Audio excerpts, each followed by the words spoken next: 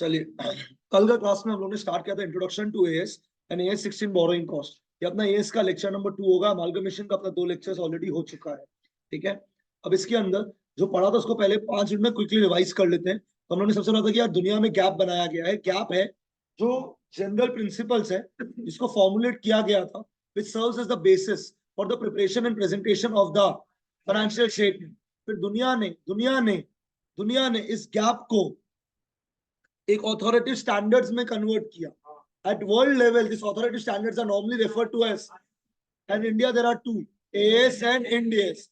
AS are written policy documents which are issued by Ministry of Corporate Affairs in consultation with NFR, but they are developed by ASB, Accounting Standard Board of the ICI.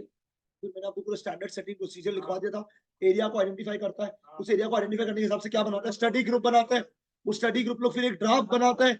वो draft हम लोग circulate करते हैं regulatory body SEBI Baby CBDT, तुम अपना opinion दे दो। उनका views को एसर्टेन करके फिर एक एक्सपोजर ड्राफ्ट बनता है पब्लिक का ओपिनियन के लिए, और फिर एक ड्राफ्ट रेडी किया जाता है जो फाइनल होता है, जो मॉडिफिकेशन करने के बाद, and then it is issued by क्या, NCA in consultation with what.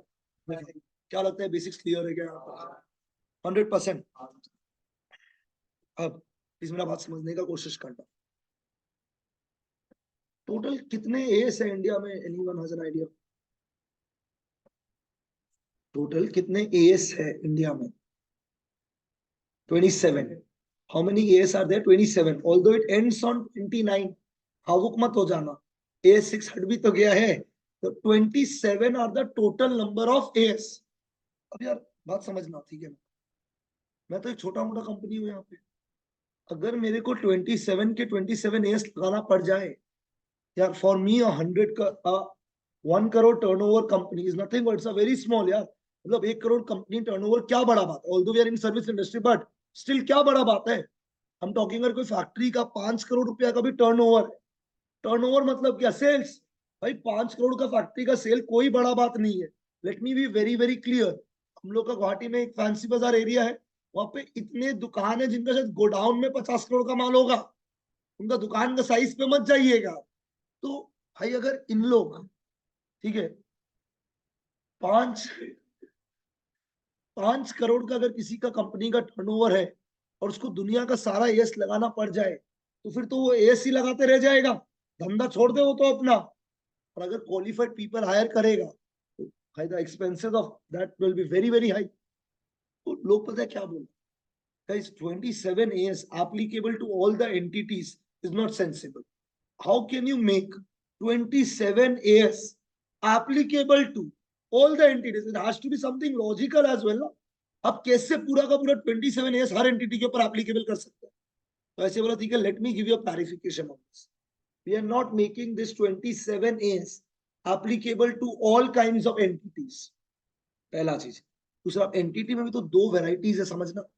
एक है sole proprietorship HUF partnership forms, और एक है कंपनीज और एलएलपी। मैंने कंपनी और एलएलपी को एक साथ बोला है क्योंकि वो प्रॉपर लॉ के अंदर रजिस्टर होना पड़ता है। सोल प्रोप्राइटरशिप पार्टनरशिप एचयूएफ ऐसे को रजिस्ट्रेशन का जरूरत, तो मैं सोल प्रोप्राइटरशिप पार्टनरशिप एचयूएफ को नाम दे रहा हूँ नॉन कॉर्पोरेट एंटिटीज। क्या नाम दे रहा हूं मैं? Non corporate entities. ठीक है, दैट्स ओके। क्या नाम दिया है मैंने? Non corporate entities. और कंपनी और एलएलपी को क्या नाम दे रहा हूं मैं? Corporate entities. तो पहले तो बात समझना, एएस किसके ऊपर लगाए। हम लोग एएस पढ़ेगा दैट्स ओके, पर टोटल 27 एएस पढ़ने के बाद अगर हमें यही नहीं पता कि किस धंधा में क्या लगना है, तो लग गया भाई। फिर तो तुम समझो तुम सीए बन गया, किसी का टर्नओवर 1 करोड़, तुमने जाके बोला हम तो 27 एएस पढ़ा है इंटर में, पूरा मेरा कपड़ा खुल गया था, अब हम तुम्हारा भी धंधा का खोलेगा पूरा का पूरा, फीस ले लेके तुमसे, क्योंकि तुम पे 27 एएस एप्लीकेबल करेगा। और ये तो बात गलत हो गया ना मेरा भाई, क्योंकि इतना छोटा धंधा में 27 as can not be applicable. उसके लिए ICI has given us a communication कि किसके ऊपर कितने एएस एप्लीकेबल होंगे और किसके ऊपर कितने एएस एप्लीकेबल नहीं। तो उन्होंने बोला in case of non corporate entities, in case of non corporate मतलब sole proprietorship partnership and HUF, we will divide the non corporate entities into 4 levels.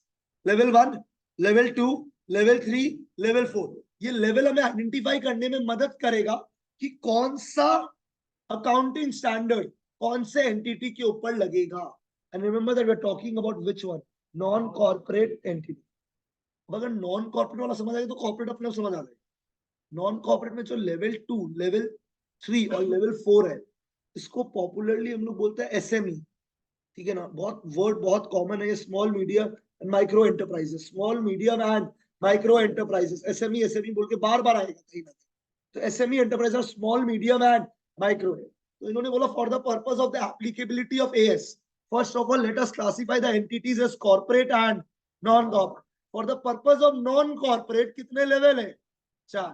Level 1, level 2, level 3 and level 4। and the level 2, level 3 and level 4 are considered to be as what? SMEs। पता नहीं समझा या नहीं? Repeat करना है, clear है? चलिए, on that note let's start writing. ये जो मैं लिखवा रहा हूँ ना आज के क्लास में, यार इससे क्वेश्चन आने का काफी हाई प्रोबेबिलिटी होता है, बिकॉज ये वाला एरिया काफी इंपॉर्टेंट मानता है ICA on the applicability of as. ऊपर वाला चलो ठीक है यार, जरूरी है कि एएस क्या होता है समझने के लिए, पर इसके आगे अब जो मैं लिखवाना इससे क्वेश्चन आता है, तो प्लीज मेक श्योर दैट आप इसके ऊपर लिख भी दीजिएगा लर्न। इसके ऊपर मैंने कहीं लर्निंग नहीं लिखा है, पर आज जो लिखवा रहा हूँ वो make sure that you have remembered that thoroughly. Clear है गाइस? आपको ही बोलना है आज क्या मैपिंग क्लियर है जो मैंने अभी तक बोला है? नो डाउट, कोई कंफ्यूजन? चलिए शुरुआत करते हैं।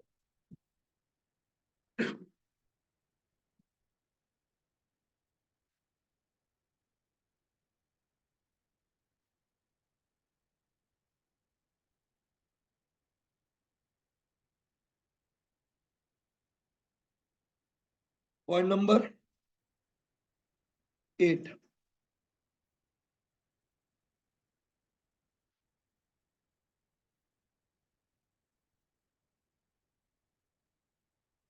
applicability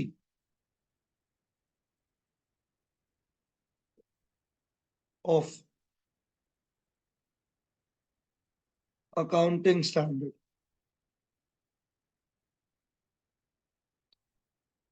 applicability for accounting, applicability of accounting standards।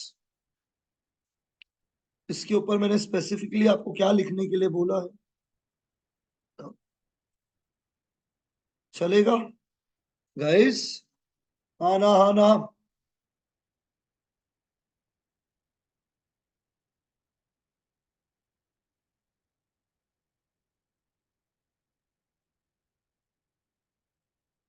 ये समझने के लिए सबसे पहले मैं एंटिटीज को बांट रहा हूं।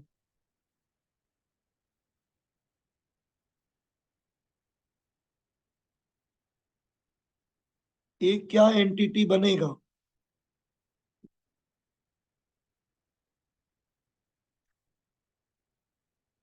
कॉर्पोरेट एंटिटीज में मैं दो लोगों को मानूंगा, जो कंपनीज होते हैं और जो क्या होते हैं, LLP. And the second classification is क्या? Non corporate entities. अब इसमें एग्जांपल लिख सकते हो अगर मन है तो। Soul proprietorship,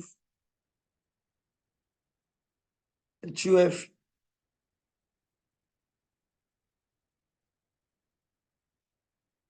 partnership. हाँ ना, में रिप्लाई कर दीजिएगा।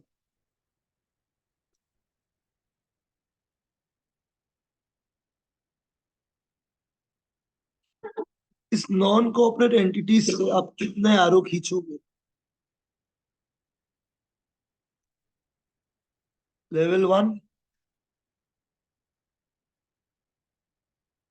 Level 2, level 3, level 4।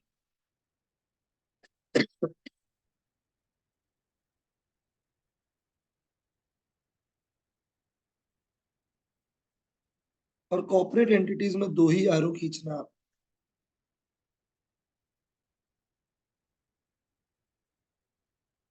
एसएमईज लिख दीजिए आपको अगर लिखना है तो।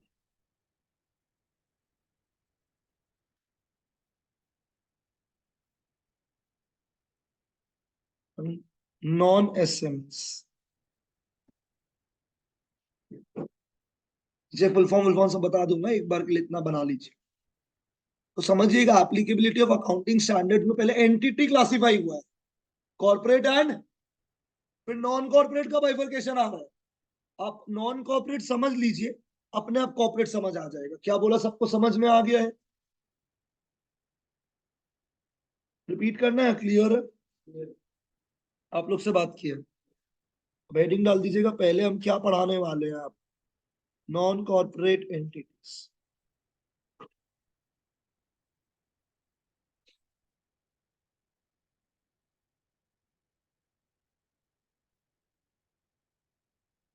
Level 4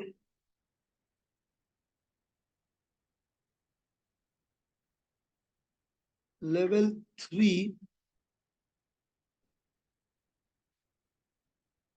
and level 2 are referred to as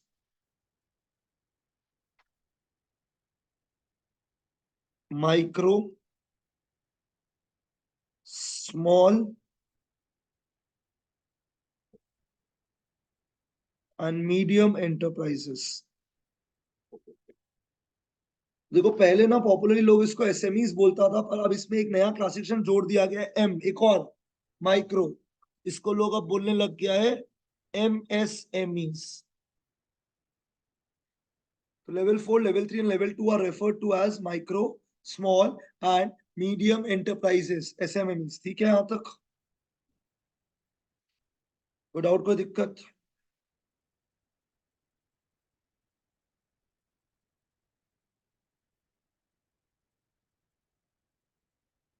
लिखिएगा, लेवल 1 एंटिटीज,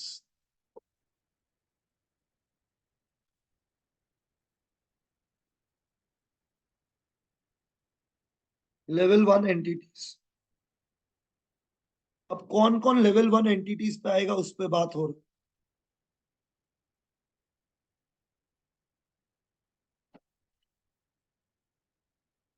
है। Entities whose securities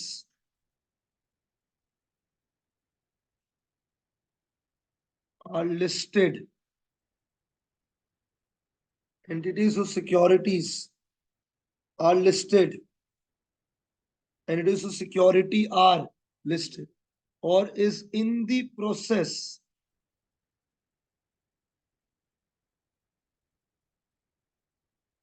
entities whose securities are or is in the process of listing on any stock exchange,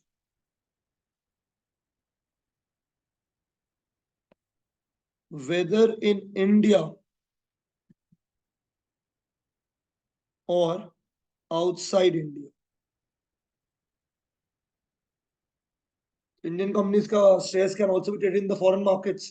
तो जिसका सिक्योरिटीज आर लिस्टेड और is in the process of listing on any of the stock exchange, whether in India or outside India, they will be considered as level 1 entities। Banks, including cooperative banks, financial institutions,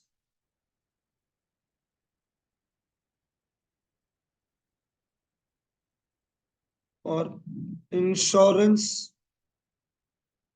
companies, ये सब भी level 1 entities पे है। मैंने अभी तक क्या बताया, मैं बता रहा हूं। एएस किसके ऊपर कैसे एप्लीकेबल होगा, ये समझने के लिए हम लोग को नॉन कॉर्पोरेट एंटिटीज का 4 लेवल समझना पड़ेगा। लेवल 1 में सारे वो एंटिटीज आएंगे जिनका shares are either listed in the stock exchange और they're in the process of getting listed. Second point है banks, financial institution, insurance company, ये लेना है हम लोग को। Number 3, turnover. टर्नओवर का मतलब समझते हो? Sales excluding other income। Turnover excluding other income exceeds 250 crores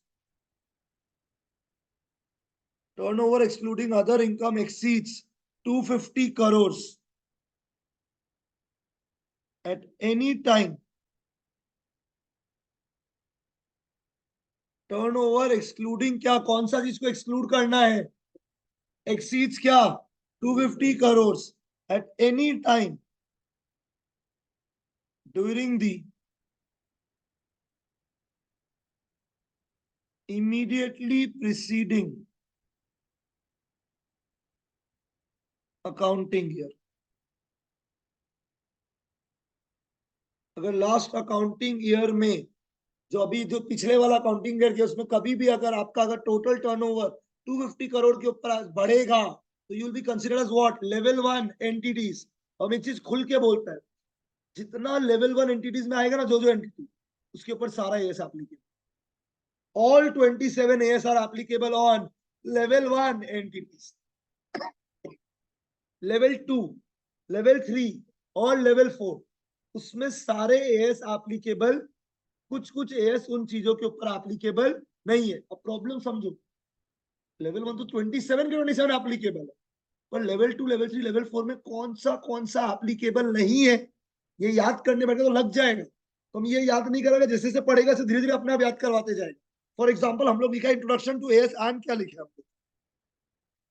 AS 16 is applicable to all entities. Level 1, level 2, level 3, level 4. एक एग्जांपल देते हैं. AS3 मतलब बोलो ना यार. कैश फ्लो स्टेटमेंट लेवल 1 के ऊपर एप्लीकेबल है, और लेवल 2, लेवल 3 और लेवल 4 के ऊपर एप्लीकेबल नहीं. क्या बोला? बात सबको समझ आया है? मैं आपको बताना चाह रहा हूं कि क्या ऑल 27 एएस का एप्लीकेबल हर एंटिटी पे है क्या? नहीं. वो किस किस एंटिटी पे कैसे एप्लीकेबल होगा? It depends on the 4 levels. Level 1, level 2, level 3, level 4. अब अभी भी नहीं समझा हम क्या बोल. अब लेवल 1 क्या है? जो एंटिटी का शेयर्स आर लिस्टेड या सिक्योरिटीज आर लिस्टेड और they are in the process of getting listed. Second point, banks, financial institution, companies, sorry insurance companies. तीसरा पॉइंट है टर्नओवर एक्सीडिंग कितना रुपया. ठीक है यहां तक? ड्यूरिंग द इमीडिएटली प्रीसीडिंग क्या? फोर्थ,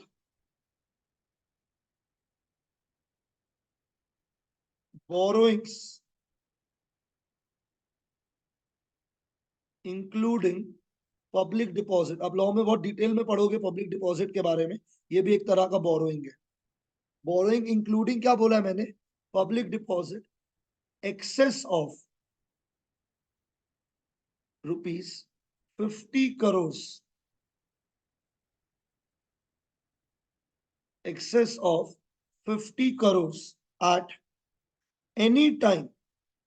अगर कभी भी आपका बोरोइंग 50 करोड़ के ऊपर चला गया ड्यूरिंग द, अब खुद ही भर जाएगा, ड्यूरिंग द इमीडिएटली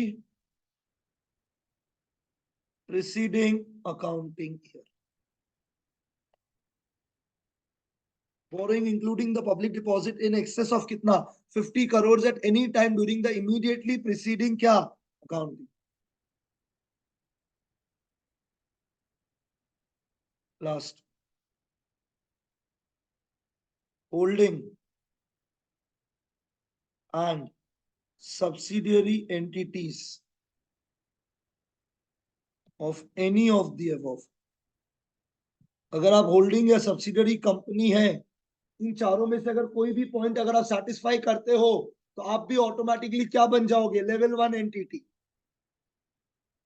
समझा हम क्या बोल रहा है? एक चीज बोलना चाहेगा, ध्यान से सुनना. इमेजिन करो कितने ए से टोटल, क्या ये हर एंटिटी पे सारा का सारा लगेगा क्या? वो रिप्लाई बंद हो गया. क्या 27 के 27 सारे एंटिटीज पे लगेगा क्या? तो we are doing a classification into corporate and non corporate bifurcate into कितने लेवल? 4. लेवल 1 के अंदर टोटल 5 पॉइंट्स है, जिनका securities are listed in the stock exchange या they are in the process of getting listed in the stock exchange. Banking company, financial institution, insurance companies. तीसरा point, turnover more than कितना? and borrowing in excess of 50 crores anytime during the immediately preceding. And last, holding and subsidiary company. अगर आप ये level 1 entity है, in that scenario सारा S applicable है. अब एक बात समझना, लेवल 2, लेवल 3, लेवल 4 क्या कंपनीज है? Basically MSME. तो मतलब मैंने कंपनी का यहाँ बाइफरकेशन किया था ना। तो non SME is, non SME या नॉन एमएसएमई जो भी आपको लिखना है, is nothing but it is level 1। यहाँ का लेवल 1 कंपनी के लिए भी सेम रूल्स हो गया है। पता नहीं आप कैचअप किया है या नहीं। अरे, अरे बात एक ही हो गया ना। जो नॉन कॉर्पोरेट का लेवल 1 है वही कंपनी का भी नॉन एमएसएमई है या नॉन एसएमई है, जो आपका मन है। पता नहीं आप एमएसएमई किया या एसएमई लिख रहे हैं, क्या लिख रहे हैं आप? एमएसएमई कर लो ठीक। पहले लोग एसएमई भी बोलता था, अब एमएसएमई करता है, तो ठीक है यार, यही बोलता है। अब समझ गया ना। तो अगर किसी को लेवल 1 क्लियर है, अगर किसी को लेवल 1 क्लियर है, तो उसको कंपनी का भी तो बात समझ आ गया है। तो कोई भी कंपनी, कोई भी जिसका टर्नओवर मोर देन 250 करोड़ है, बोरोइंग मोर देन 50 करोड़ है, उन सब के ऊपर सारा एस एप्लीकेबल होगा।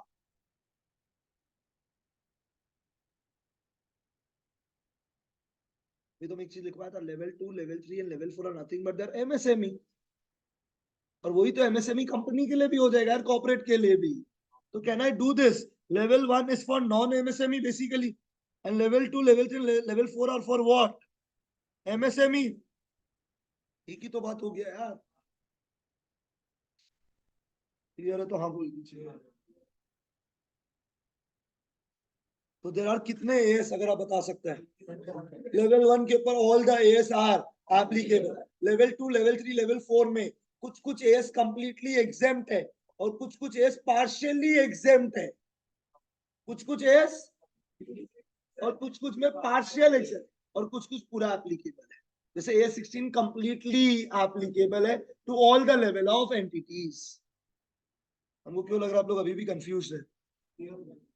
तो क्या हम ऐसे कंक्लूड कर ले, जिसका भी टर्नओवर मोर देन 250 करोड़ है, बोरोइंग मोर देन 50 करोड़ है, या banking company, financial institution, insurance companies, या फिर कोई होल्डिंग या सब्सिडी कंपनी है इसका, या जिसका शेयर्स लिस्टेड है, लिस्टेड होने वाला है, ये सब सब के ऊपर सारा एएस एप्लीकेबल है। इनके सिवा जितना भी एंटिटीज है, उनके ऊपर कुछ एएस पूरा एग्जेम्प्ट है, कुछ में पार्शियली। क्या तक ठीक है? एक मिनट रुकना, मैं वापस करता हूँ।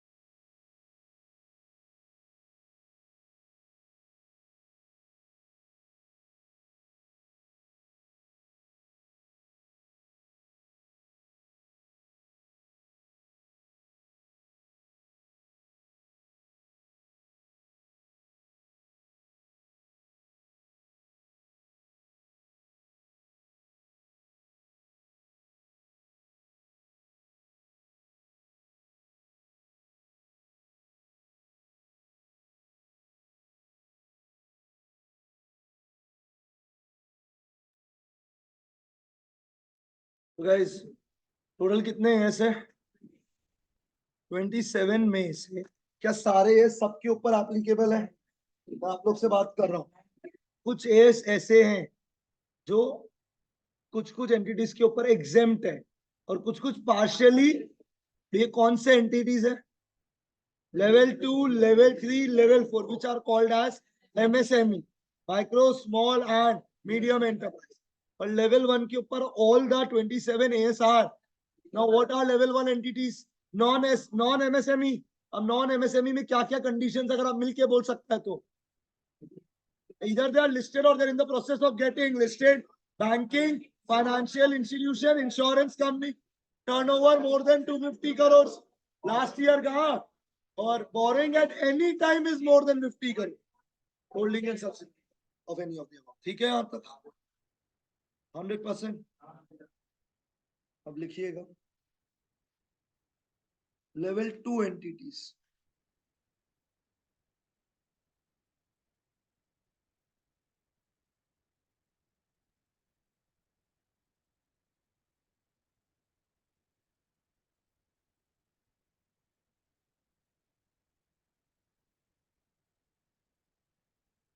Turnover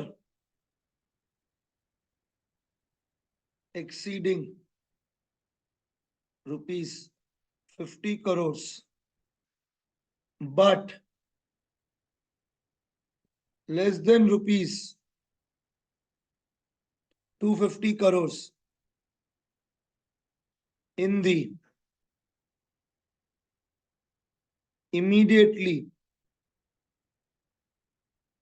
preceding accounting year. Borrowings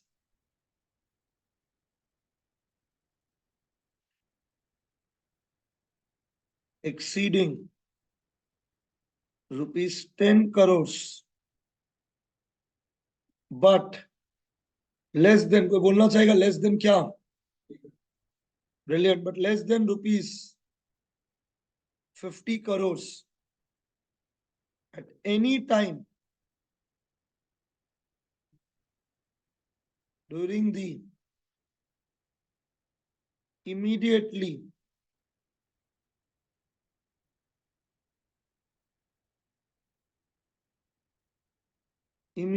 preceding accounting year.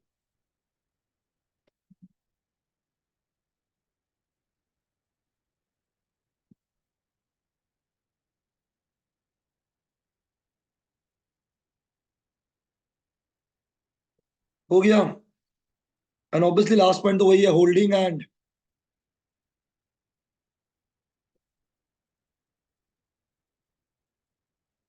And subsidiary entity of any of the above. तो हम तो बोलते हैं मेन टर्नओवर वाला चीज याद रखो।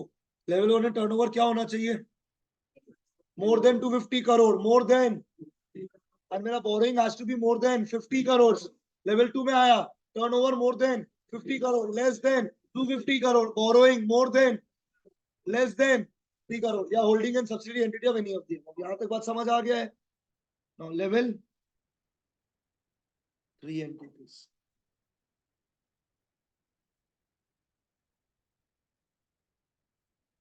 इस बार शॉर्ट में लिख दे गया turnover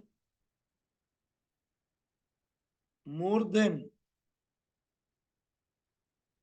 10 crore but less than, तो खुद ही बोल दो भाई, बट लेस देन रुपीज क्या गाइस? हम वो आगे का लैंग्वेज नहीं लिख रहा। हाँ, in the immediately preceding financial year चलेगा। Borrowing more than 2 crore but less then,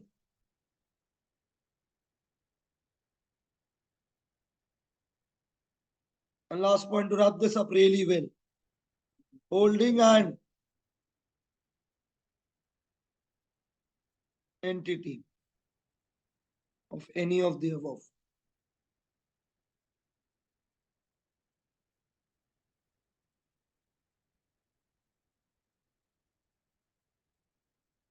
ठीक है क्या? Last level 4 entities dash which are not level 1, level 2 and level 3। बढ़िया। और तो हम क्या बोले थे, ना बढ़िया ही तो है। तो जो लेवल 1, लेवल 2, लेवल 3 एंटिटीज नहीं है, वो सारा एंटिटी क्या हो जाएगा? लेवल 4। क्लियर? रिप्लाई कर तो बढ़िया लगता। हम आप लोग से बात कर रहा है सब लोग।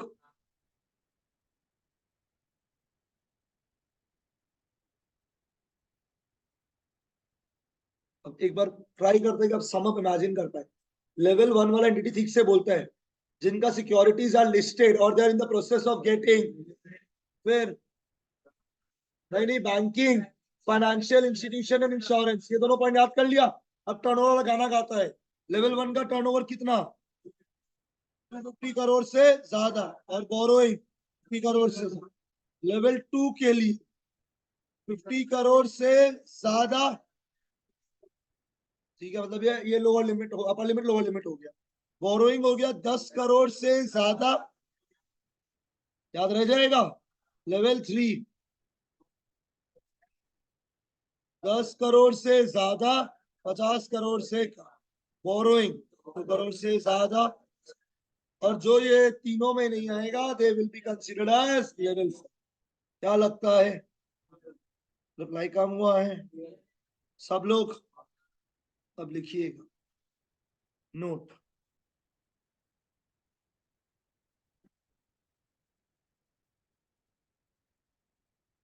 इन case of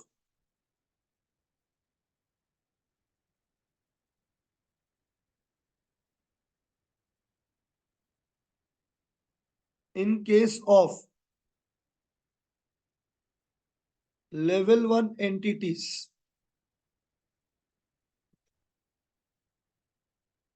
they are required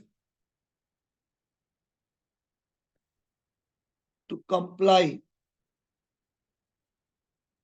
with all the accounting standards.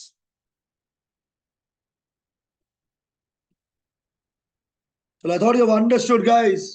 They're required to comply with all the account. ये किसका बात हुआ है? Level 2, level 3 and level 4 are not required to comply with all, not required को underline कर लेना, are not required to comply with all accounting standards. Some accounting standards are fully exempt. Example दे रहे हैं हम इसका। एक अभी भी हम याद करवाया था। तो अब जब तुम एस3 कैश फ्लो कर रहे हैं, खाली कौन सा एंटिटी बनाते हैं? लेवल 1। समझा हम क्या बोल रहे हैं? तभी तो I am also corporate entity, but I don't make cash flow statement as a part of my financial statement. क्यों बनाओ? नीदर मेरा टर्नओवर 250 के ज्यादा है, नीदर मेरा बोरोइंग 50 करोड़ से ज्यादा है, नीदर आई एम होल्डिंग और subsidy of any other company of the above, neither I am banking, neither I am financial institution, neither I am insurance company, neither my shares are listed और I am not in the process of getting listed. तो मेरे को cash flow बनाने का जरूरत नहीं है। आई am also fully exempt from AS17।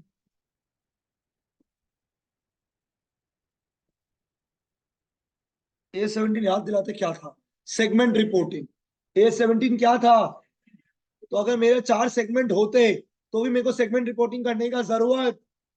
अब नहीं समझा गया यार अभी भी? AS21 ये तो आपके एकदम होता है ना, चढ़ा हुआ होना चाहिए। AS21 मतलब कंसोलिडेशन, तो मतलब मेरे को कंसोलिडेट करने का जरूरत नहीं है, क्योंकि I will be at level 2 या लेवल 3 या लेवल 4 एंटिटी होऊंगा मैं। तो बोलता तो बढ़िया लगता। AS21, AS23, AS24,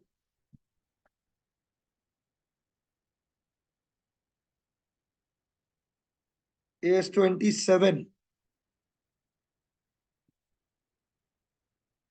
ये सारे एएस मेरे लिए फुल्ली क्या है, मतलब हमको ये सारा एएस करने का जरूरत कौन सा एंटिटीज को, लेवल 2, लेवल 3, लेवल 4 या फिर एमएसएमई, या फिर, और अगर तुम एक नॉन एमएसएमई है या तुम लेवल 1 है, तुम्हारे ऊपर सारा एएस एप्लीकेबल है।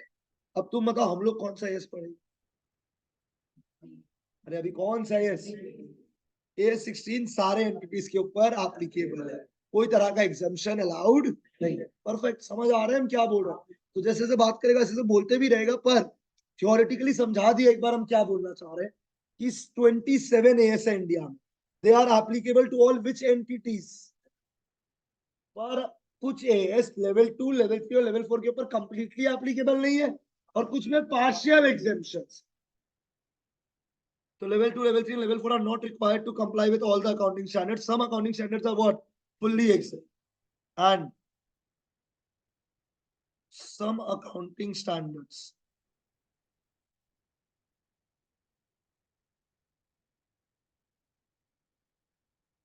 are partially exempt.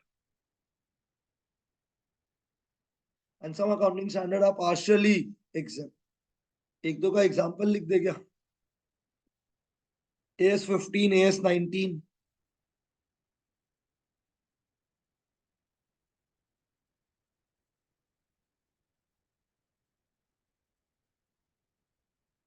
तो ऐसा हम लिख दिया बस खाली। और भी बहुत सारे एएस है जो पार्शियली एग्जेम्प्ट, पर इतना डिटेल में लर्निंग होगा भी नहीं, और अभी शुरुआत हुआ, तभी तो तुम जोश में होगा। 2 महीना बाद सब खत्म हो जाएगा जितना कंटेंट है, तो थोड़ा सा प्रैक्टिकली भी सोचता है कि क्या चीजें याद रख सकता है। तो हम तो बोलेगा फुल्ली एग्जाम वाला चीज याद कर लो, वो इंपॉर्टेंट हो सकता है आपके लिए, पार्शियली एग्जाम उतना इंपॉर्टेंट नहीं है। We have to sort it out कि क्या इंपॉर्टेंट ज्यादा है, क्या कम इंपॉर्टेंट है। ठीक है, क्या यहाँ तक क्लियर है कि हम क्या बोल रहे हैं? ठीक है, और मैं वापस बोल रहा हूँ, सबसे इंपॉर्टेंट पता है क्या है? कौन सा एनईटी लेवल 1 होगा, लेवल 2 होगा, लेवल 3 होगा, लेवल 4 होगा। इसके ऊपर पहले भी काफी क्वेश्चंस आए हुए एग्जाम के अंदर, पर कौन सा एस एग्जाम है कोई लिखने नहीं देता एग्जाम, तो माथा पच्ची का कितना लाभ नहीं। आपको ये पूरा इंट्रोडक्शन का अंडरस्टैंडिंग आया या नहीं आया? श्योर है? पक्का? तो अब से now you are mature enough to understand this कि क्या सारा ये सबके ऊपर एप्लीकेबल है क्या? प्रॉब्लम है, देखो रिप्लाई नहीं आया है। सारा ये सबके ऊपर applicable, it depends on whether it is an MSME और अ नॉन एमएसएमई, या फिर वो लेवल 1 है या लेवल 2, लेवल 3, लेवल 4 है। क्योंकि लेवल 2, लेवल 3, लेवल 4 पे एग्जेम्पशन है, पर लेवल 1 पे सारा का सारा एप्लीकेबल है। खत्म बात। अब बताओ क्लियर है क्या सब लोग? तो on that note, can I enter into A16? पता नहीं आपको समझ में आया या नहीं आया। तो we were dealing with two things here. क्या क्या? S and A16। अगर मेरे को लगा इंट्रोडक्शन में और कुछ पॉइंट लिखवाना है, तो मैं A16 के एंड में जाके वापस लिख दूंगा कुछ और इंट्रोडक्शन, क्योंकि अभी के लिए इतना इंट्रोडक्शन काफी है टू बिगिन विद। क्या बोला, यहाँ तक क्लियर है? कोई डाउट, कोई कंफ्यूजन? तो लिखिएगा अपने कॉपी में हेडिंग AS16। नाम क्या है AS16 का?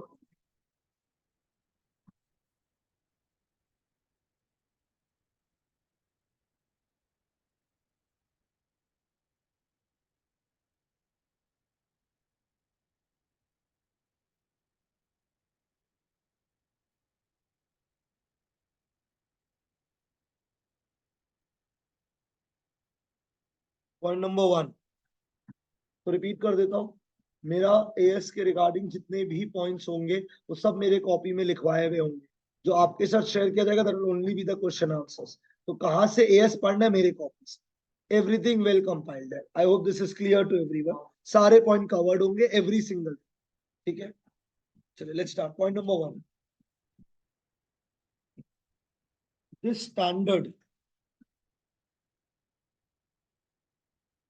discusses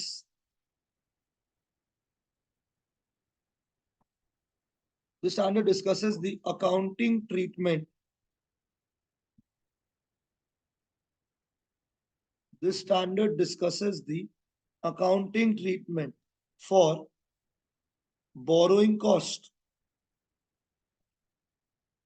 गौर फरमाइएगा यहाँ पे, ये स्टैंडर्ड बोरोइंग कॉस्ट का ट्रीटमेंट डिस्कस करता है, ना कि बोरोइंग का। कल भी हम एक एग्जांपल लेके समझाया था कि हमने 50 करोड़ का लोन लिया है, वो लोन का ट्रीटमेंट बात नहीं करता है, उस लोन का प्रोसेसिंग चार्जेस, उस लोन के ऊपर क्या देना पड़ेगा, इंटरेस्ट, इस चीज के बारे में ये बात कर रहा है।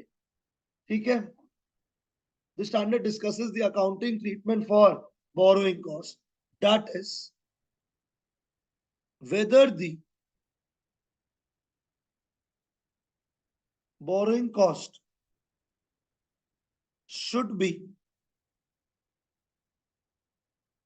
capitalized,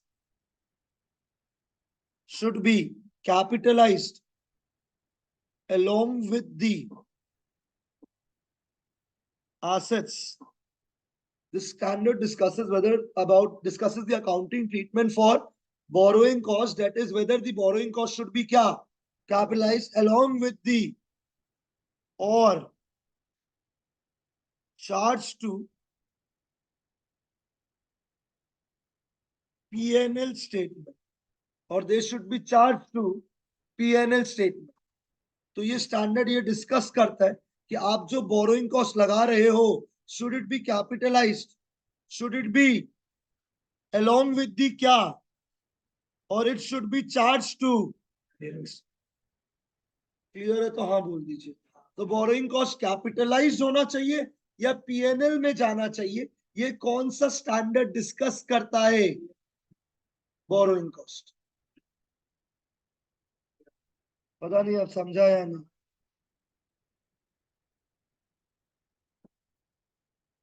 नंबर 2, तो बोरोइंग कॉस्ट होता क्या है। Borrowing cost are interest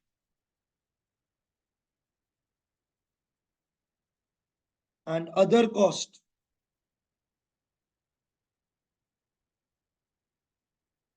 incurred in connection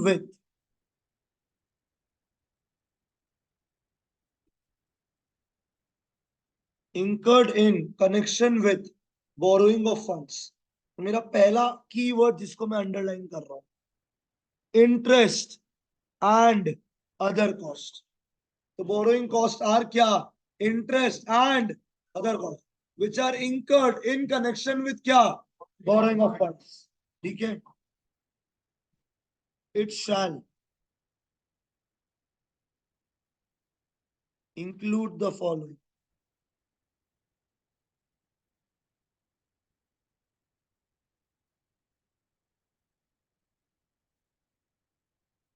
it shall include the following.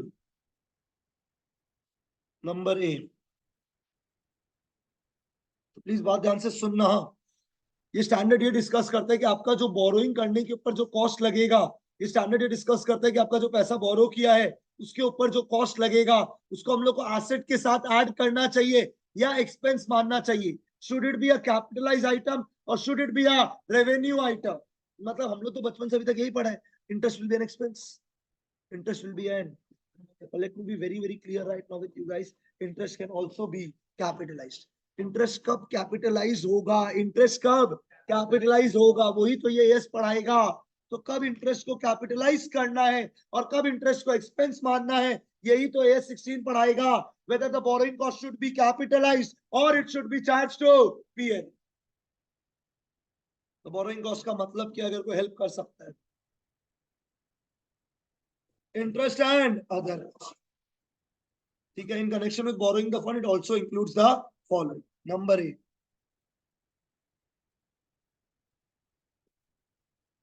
Interest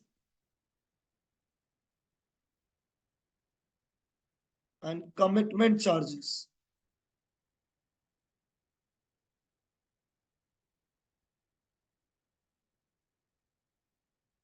interest and, तो आई डोंट नो हाउ आप लोग इतना लोगों को पता है, पर whenever you take a loan there is also commitment fee that is to be incurred। there has to be some sort of commitment when you do the loan processing basically. तो जब आप लोन लेता है तो उसके ऊपर एक और चार्जेस लगता है, क्या बोलते हैं हम लोग उसको, कमिटमेंट चार्जेस, कि कमिटेड अमाउंट है, कि कोई ना कोई कमिटमेंट दे रहा है कि this loan will be repaid, there will be a what charges, commitment charges, interest and commitment charges on bank borrowings. तो इंटरेस्ट और commitment charges is a borrowing cost. अब ये कैपिटलाइज भी हो सकता है, ये रेवेन्यू भी हो सकता है. यही तो AS16 पढ़ाने वाला है कि कब ये कॉस्ट कैपिटलाइज होगा, मतलब कब एसेट का पार्ट माना जाएगा और कब एक्सपेंस माना जाएगा. Number B.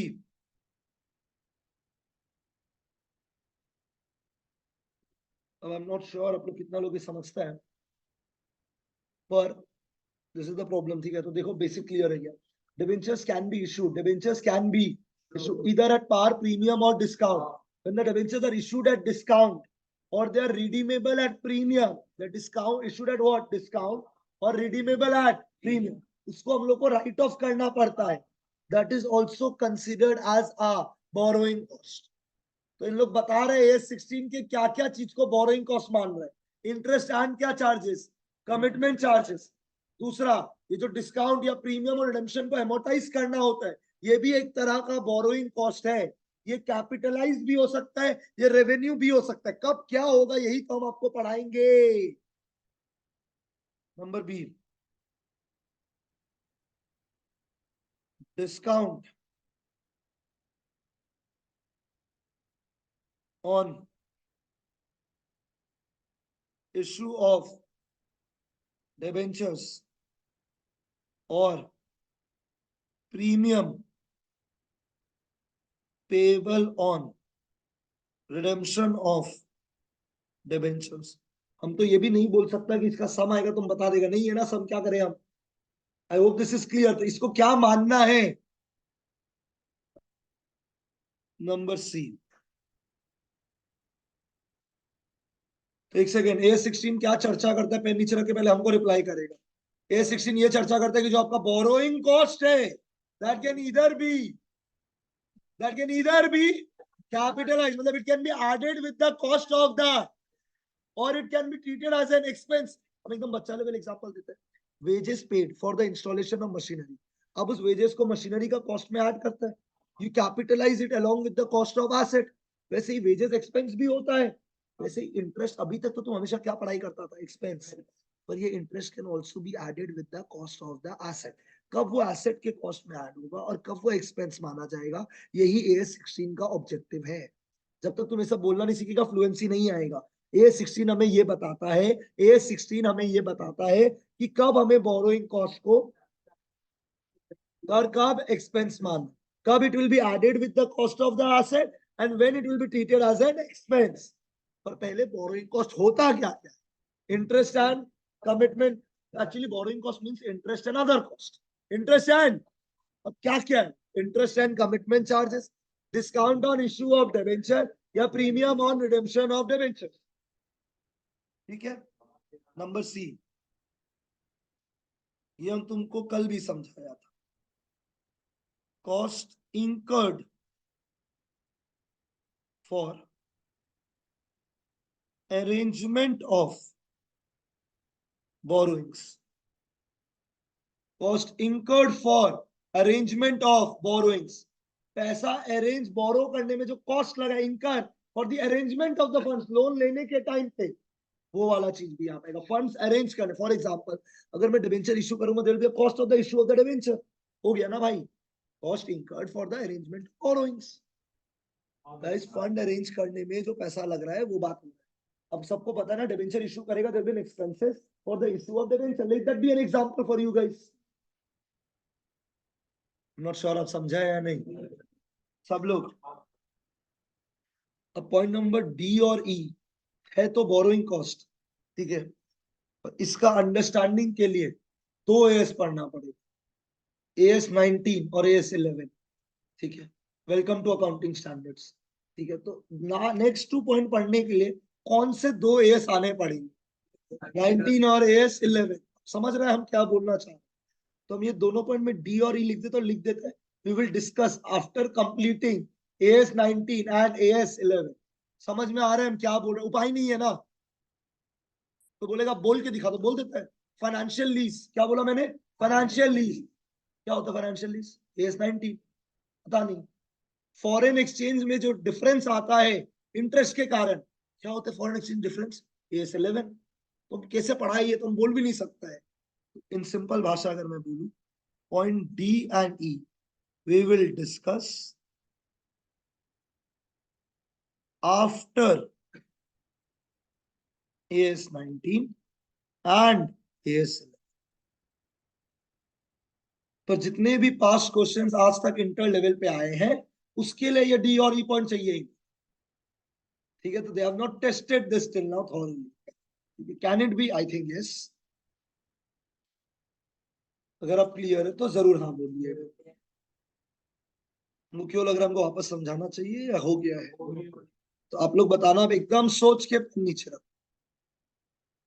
ये स्टैंडर्ड ये डिस्कस करता है, ये स्टैंडर्ड ये डिस्कस करता है कि जो बोरोइंग कॉस्ट है उसका अकाउंटिंग ट्रीटमेंट क्या होगा, whether it will be added with the cost of the or it will be treated as a what item। ठीक, क्या? या तो एक्सपेंस, या तो एक्सपेंस मानना है, या एसेट का कॉस्ट के साथ क्या काट देना है।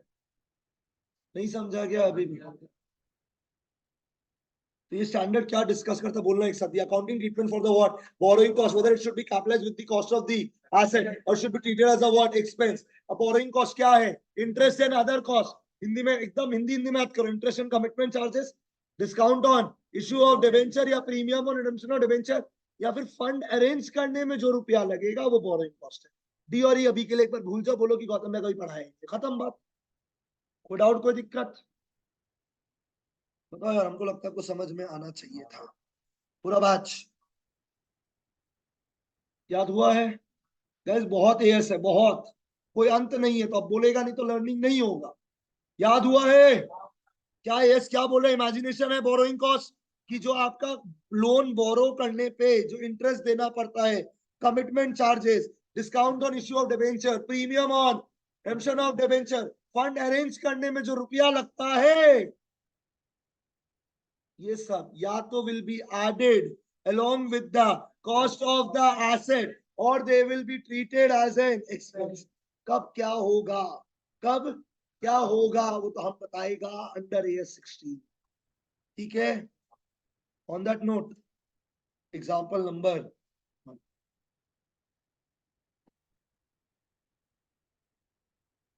मैं वापस बोलो, आप जब एस करो तो आपको कुछ हिंट देता है समझना। ठीक है, हम तो लिखवा देगा 7-7 8-8 पेज एक एक एस के अंदर। तुम जितना मैं एग्जाम्पल लिखवा रहा हूं ना, उसको ज्यादा ध्यान से पढ़ना। एग्जाम्पल पढ़ेगा तो जो ऊपर लिखवा है वो अपने आप याद होते जाए। तो all the example which I will be doing inside my classroom are more important than the language. They are more important than the language. Example पे फोकस करना रिक्वेस्ट है। Example, A limited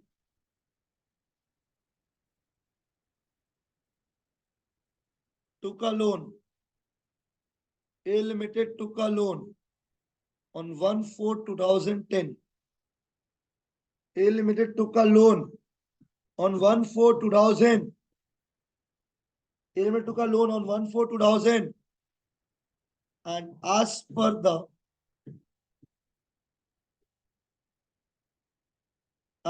the terms of the agreement,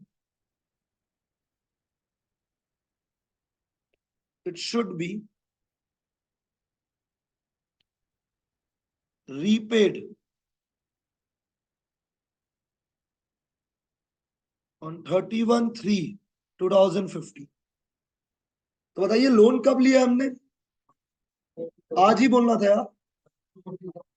और ये repay कब करना चाहिए था?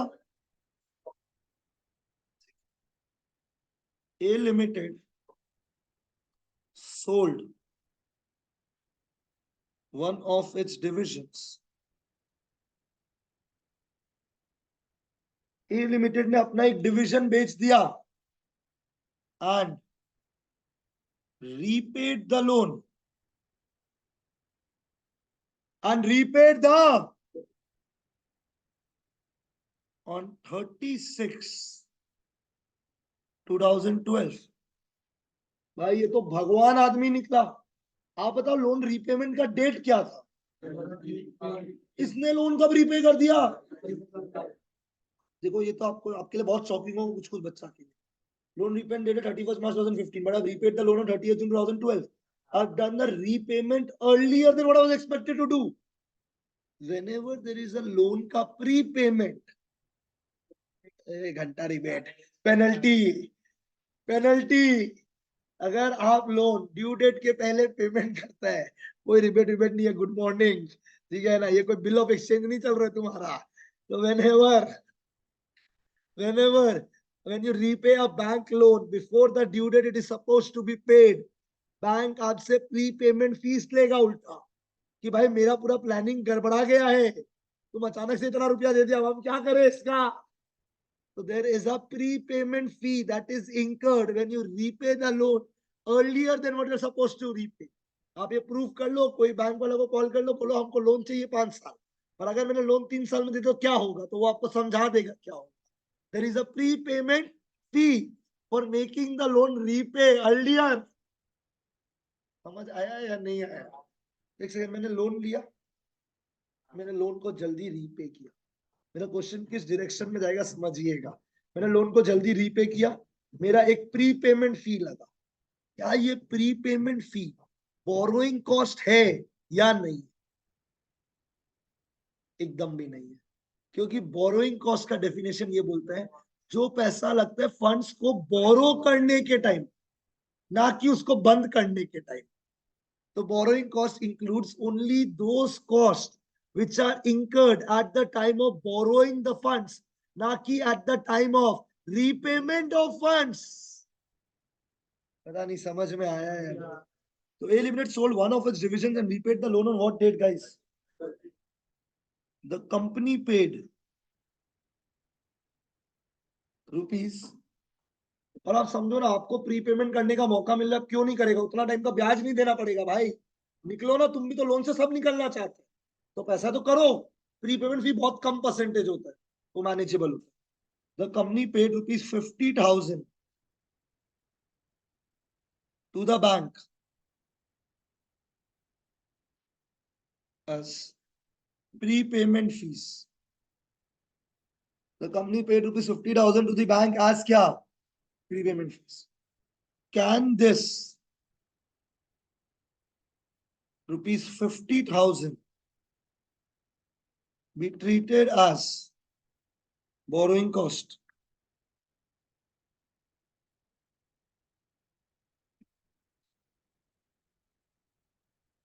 Can this 50,000 be treated as क्या? Can this 50,000 be treated as borrowing cost? ये क्वेश्चन है, अब बताइए है या नहीं है, तो लिखिएगा please. As per AS 16, any cost incurred for the arrangement of the borrowing, बढ़िया लगा होगा ये point, any cost incurred for the is treated as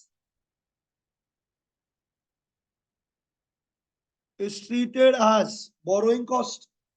As per AS 16, any cost incurred for the arrangement of the borrowing is treated as, ठीक है यहां तक? As per AS 16, any cost incurred for the arrangement of the borrowing is treated as what cost? The payment for the settlement of the loan. Settlement of the loan, but not for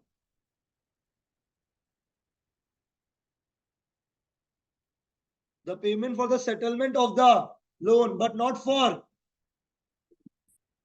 for arrangement is not a, सही लिखा है ना एकदम, is not a क्या cost, समझा या नहीं? तो आप बताओ ये जो प्री पेमेंट फी है क्या ये बोरोइंग कॉस्ट है क्या? तो अगर बोरोइंग कॉस्ट तो डिबेट ही नहीं है कि एसेट होगा एक्सपेंस होगा, चुपचाप क्या मान लो एक्सपेंस।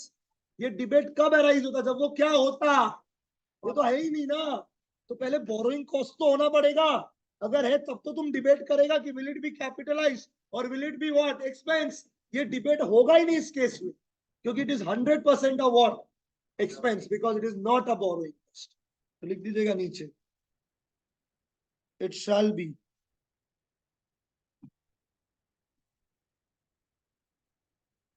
treated as an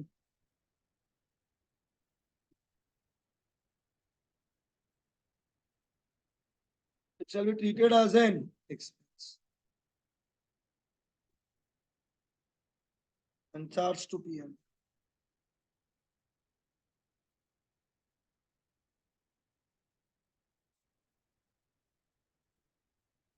बताइए क्या लग रहा है?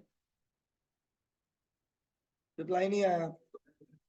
गाइस ये कैपिटलाइज होता या एक्सपेंस मानना हो, डिबेट तब अराइज होता when it was a what, is it a borrowing cost. तो ये डिबेट का बात करके लाभ ही नहीं है। तो मैंने जो आपको पहला एग्जांपल दिया मैंने उसमें ये समझाने का कोशिश किया है कि whether is it a borrowing cost और नॉट, पहले ये आइडेंटिफाई कर लो। अगर है तब तो आगे पढ़ो, अगर वो है ही नहीं तो फिर तो ये 16 एप्लीकेबल ही नहीं है यार। अब समझा नहीं हम क्या बोले। तो बताओ इस A16 का ऑब्जेक्टिव क्या है? whether the borrowing cost should be capitalized or it should be charged to PN। ठीक है, पर उसके लिए बोरोइंग कॉस्ट होना तो पड़ेगा। Borrowing cost refers to interest and other cost. What do I mean by interest and other cost? Interest and commitment charges, discount on issue of debenture, premium on redemption of debentures, arrangement of funds में जो रुपया, closure में अगर कोई रुपया लगेगा तो वो बोरोइंग कॉस्ट माना नहीं जाएगा। बताइए यहाँ तक क्लियर है? कोई डाउट कोई दिक्कत? सबको समझ में आ गया है? अब लास्ट क्लास का एक नॉलेज को पहले क्लिक करना पड़ेगा। हम बोला था कोई भी अकाउंटिंग स्टैंडर्ड चार चीजों के बारे में बात करेगा, रिकॉग्निशन, मेजरमेंट, प्रेजेंटेशन, डिस्क्लोजर। तो ये भी इनके बारे में बात करेगा। और हर एएस का पहला टॉपिक हमेशा होगा recognition after the intro part. After समझाना कि एएस क्या है क्या डेफिनेशन है, उसके बाद हर एएस पहले यही बात करेगा when it will be recognized. समझ आ गया हम क्या बोला है? चलो बताओ यार, क्लियर है नहीं है? क्लियर सब लोग? चलिए यहाँ पे 5 मिनट्स का ब्रेक लेंगे और फिर से वापस यहीं से कंटिन्यू करेंगे। तो इट्स अ ब्रेक, हाँ 5 मिनट्स का।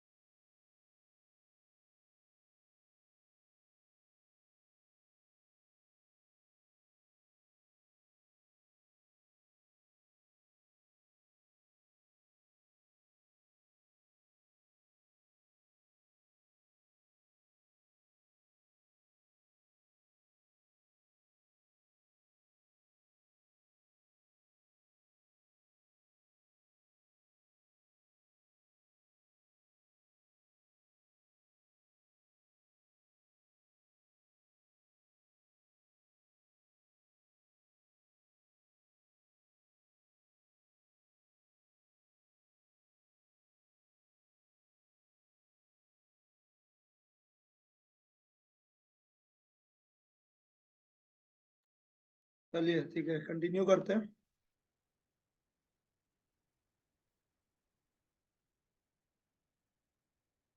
तो बताइएगा अभी तक क्या क्या पॉइंट्स बोला है। A16 बोरोइंग कॉस्ट ये बोलता है कि borrowing cost can either be what, capitalized along with the cost of the asset, और it can be charge as a what, expense.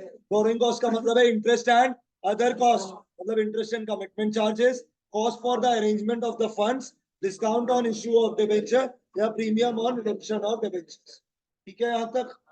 अब हेडिंग डाल लीजिएगा, रिकॉग्निशन।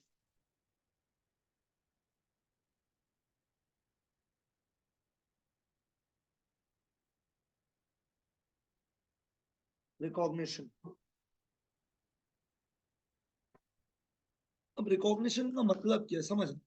हम लोग ने बोला बोरोइंग कॉस्ट या तो एसेट का कॉस्ट के साथ ऐड होगा या तो एक्सपेंस बन के पीएनएल में जाएगा। तो बोरोइंग कॉस्ट को क्या तरीके से रिकॉग्नाइज किया जाए, यही ये हेडिंग चर्चा कर रहा है कि how should we recognize the borrowing cost, how should we recognize the borrowing cost, यही चर्चा ये करने वाला है। आप लोग का रिप्लाई का वेट कर रहे हैं। Number one, borrowing cost directly related to borrowing cost directly related to acquisition, borrowing cost directly related to acquisition, construction, borrowing cost directly related to acquisition, construction, production, borrowing cost directly related to acquisition, construction, production of a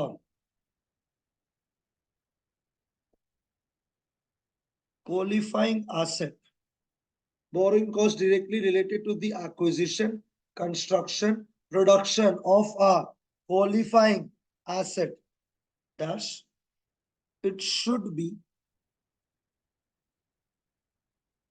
capitalized, it should be capitalized along with the asset.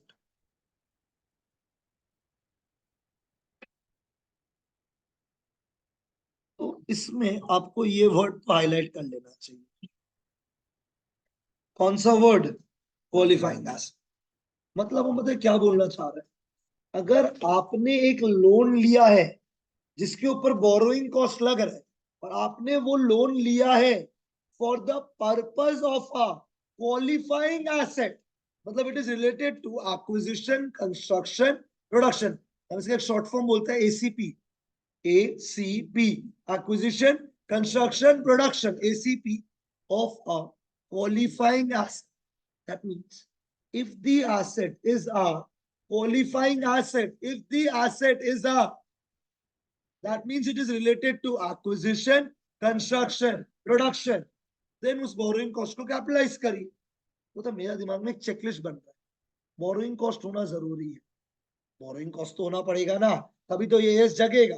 अगर borrowing cost है and that cost is in relation to a qualifying asset, then it should be capitalized. But if it is not in relation to the qualifying asset, it should not be capitalized. तो अगर मैं एकदम simple सरल भाषा में बोलूं, कोई भी cost which is in connection with the qualifying asset, it should be capitalized. कोई भी cost which is not in connection with the qualifying asset, it should not be capitalized. Shortcut ACP, acquisition, construction, production of a what asset? Then it will be considered that it will be capitalized along with the cost of the asset. If it is not related to acquisition, construction, production of a qualifying asset, then it will not be capitalized. It will be charged as what? Expense. नहीं समझा अभी भी? तो बताइए borrowing cost related to क्या, एक साथ मेरे साथ साथ? Acquisition, construction, production of a which asset? If it is related to acquisition, construction, production of a qualifying asset, then it will be capitalized along with the cost of asset. If it is not related to the cost of the, it is not related to a qualifying asset, it will be treated as a what? Expense. मतलब पहला condition, it needs to be a what asset. Now, what is a qualifying asset? ये तो हम आगे बताएगा आप. Can you imagine a flow? Borrowing cost क्या होता है बता दिया. अब अगर borrowing cost है और वो borrowing cost लग रहा है in connection with a which asset? Qualifying. Then please capitalize. If it is not a qualifying asset, then treat it as an expense and charge it to क्या? PN. Now, what is a qualifying asset? सुनना पहले मेरा बात. Qualifying asset का मतलब है कोई भी asset जिसमें substantial period of time लगता है before it is ready for use or sale. Before it is ready for use or sale, जिसको बनने में एक substantial period of time लगता है, then that will be considered as a qualifying asset. Imagine करो, मैंने एक लोन लिया गाड़ी खरीदने के लिए, तो भाई गाड़ी तो शोरूम में गया और मिल गया, तो क्या गाड़ी बनने में मेरे को खरीदने में substantial period of time लगा है क्या? तो जो लोन लिया है उसका cost will not be capitalized. It will be treated as a what? Expense. और एग्जांपल लेगा स्ट्रेस में. इमेजिन करो मैं एक बिल्डिंग बना रहा हूं. मैं क्या बना रहा हूं? बिल्डिंग. बिल्डिंग का कंप्लीशन में टोटल 3 साल लगेगा. एनर्जी चाहिएगा. बिल्डिंग का कंप्लीशन में टोटल 3 साल लगेगा. एक साथ बिल्डिंग का कंप्लीशन में टोटल 3 साल लगेगा. तो it is taking a substantial period of time before it is ready for use और before it is ready for sale. तो इसके लिए जो लोन लिया है इसका borrowing cost will be capitalized along with the cost of the asset because it is a qualifying asset. मैंने एक मशीन बाजार से खरीदा. अब तुम बताओ, मैंने मशीन लोन पे खरीदा, क्या मशीन खरीदने में टाइम लगता है क्या? अरे हम मशीन बनने का बात नहीं कर रहे, मशीन खरीदने का बात कर रहे हैं. तो खरीद तो गया, बाजार में गया और मिल गया हम लोग को. तो did it take substantial period of time क्या? That is what is not a qualifying asset. ये फर्नीचर दिख रहा है 2 महीने में बन गया था, it is not a qualifying asset. मेरा इंस्टीट्यूट 3 महीने में बन गया, it is not a qualifying asset. और अगर यही इंस्टीट्यूट बनने में 1.5 साल लगता तब मेरा पता है क्या बन जाता. मतलब ना, what do you mean by the word substantial period of time? तो नॉर्मली लोग बोलते हैं इट इज अप्रोक्सीमेटली 12 मंथ्स तक लगता है, then that asset will be considered as a qualifying. तो कोई भी एसेट जिसको खरीदने में, बनने में या एक्वायर करने में, एक्विजिशन, कंस्ट्रक्शन या प्रोडक्शन, takes more than कितना months? 12 months. या takes approximately 12 months. Then that asset will be called as a. और उसको अगर वो क्वालिफाइंग एसेट है तो आपने उसके लिए जो भी लोन लिया है उसका borrowing cost will be capitalised along with the cost of the asset. And if that asset is not a, then that borrowing cost will be treated as an expense. नहीं समझा आप लोग अभी भी? एक साथ बोरोइंग कॉस्ट रिलेटेड टू क्या? एक साथ बोलो. एक्विजिशन, कंस्ट्रक्शन, प्रोडक्शन ऑफ अ. तो फिर जो लोन का इंटरेस्ट है वो एसेट का कॉस्ट के साथ क्या हो जाएगा? And if it is a what asset, if it is not a qualifying asset, please treat the borrowing cost as a what? Expense and charge it to the which account? P&L. यही तो treatment है यार. मेरा दिमाग एक flow chart बना रहा है. बोरोइंग कॉस्ट होना जरूरी है. अगर वो बोरोइंग कॉस्ट है वो कैपिटलाइज भी हो सकता है, वो एक्सपेंस भी हो सकता है. तो तुम बोरोइंग कॉस्ट निकाल लेना, पहले इंटरेस्ट निकाल लेना ना. तुम 50 लाख का लोन, 10% इंटरेस्ट, बोलो कितना बोरोइंग कॉस्ट हुआ? अरे ये तो बोल देता कम से कम. तो 5 लाख क्या हो गया हम लोग का? अब ये या तो कैपिटलाइज हो सकता है, ठीक है, तो इसका आंसर पता है किसके ऊपर डिपेंडेंट है? क्यूए. अगर इट इज आ, then it will be what? Capitalise. Answer no है तो क्या मानना है? एक्सपेंस. और कहां डाल दीजिएगा? पीएनएल. तो फिर ये 5 लाख कहां चला जाएगा? पीएनएल. नहीं तो this 5 lakh will be added with the cost of the asset. क्या लगा नहीं समझा क्या? एक बार मिलके बोले मेरे साथ साथ. borrowing cost can either be what? Borrowing cost can either be capitalized or it may be charged to P&L. When it is capitalized, when the asset is a what asset? If the asset is not a qualifying asset, it will be charged to P&L. समझा हम क्या बोलना चाहते? तो पता है जो भी लोग AS16 समझता है उन लोग दिमाग में 2 चीज एकदम फिट करता है कि बोरोइंग कॉस्ट होना जरूरी है, तो हो गया, तो सब में नॉर्मली होता ही होता है. बस खाली पहला ही चीज चेक करो कि क्या वो क्वालिफाइंग एसेट है या नहीं. अगर है तो कैपिटलाइज होगा, नहीं है तो कैपिटलाइज नहीं है। अभी बहुत झमेला आएगा इसमें आगे, तो पहले बोलिए यहाँ तक बात समझ में आया है नहीं। और इमेजिन तो कंस्ट्रक्शन कंपनी, मैं फ्लाईओवर बना रहा हूँ, फ्लाईओवर का कंप्लीशन 4 साल लगेगा, तो flyover banana is a what asset. उस फ्लाईओवर को बनाने के लिए मैंने जो भी लोन लिया है, उस लोन का सारा interest will be a what cost, it will be added with the cost of the flyover. पता नहीं आप समझा नहीं सर। तो borrowing cost directly related to the acquisition, construction, production of a qualifying asset, it should be capitalized along with the क्या asset. Point number 2,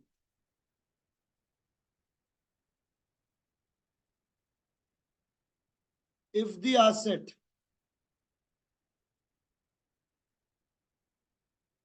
if the asset is not a qualifying asset, if the asset is not a qualifying asset dash, it should be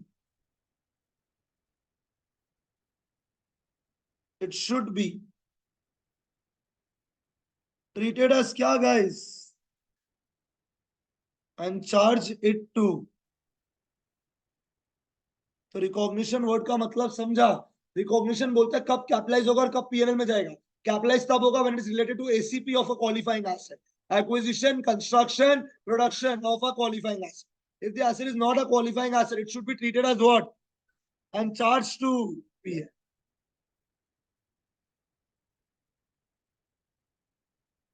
ठीक है यहां तक।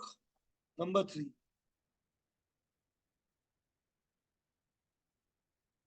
qualifying asset is an asset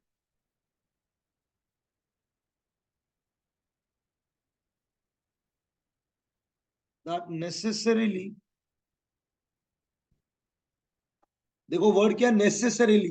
तुम जानबूझ के institute खोल के खरीद के बैठा हुआ है, हम नहीं बनाएगा, हम तो 1.5 साल बाद ही बनाएगा। अरे तो भाई बनने में 1.5 साल लगना ही नहीं था, तुम जबरदस्ती इसको क्वालिफाइंग लगा दिया, धीरे धीरे हौले हौले काम करके। अरे उसको बनने में जेन्युइनली लगना चाहिए सब्सटैंशियल पीरियड ऑफ टाइम। ये नहीं कि हम तो वेल्लागिरी कर रहे हैं, यहाँ बैठ के हम चना मुड़ी खाता था, क्यों बनाए जल्दी, I want to capitalize my interest. भाई तो ये नहीं होता, it should genuinely take that time. You should genuinely by now understand what I'm telling you guys. ठीक है? तो qualifying asset is an what asset? That necessarily takes a what? That necessarily takes a substantial period of time. That necessarily takes a substantial period of time before it is